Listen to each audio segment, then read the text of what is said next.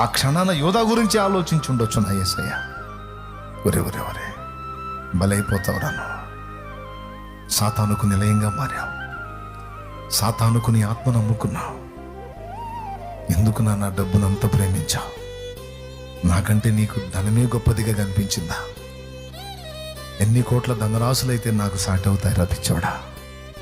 1000 కొండల పశువులు నావే, వెండి బంగారాలు నావే, భూమి నాది, ఆకాశము నాది, అందరి సమస్తము నాది. అన్నిటికీ నిర్మాతని, సృష్టికర్తను నేను రా పిచ్చోడా.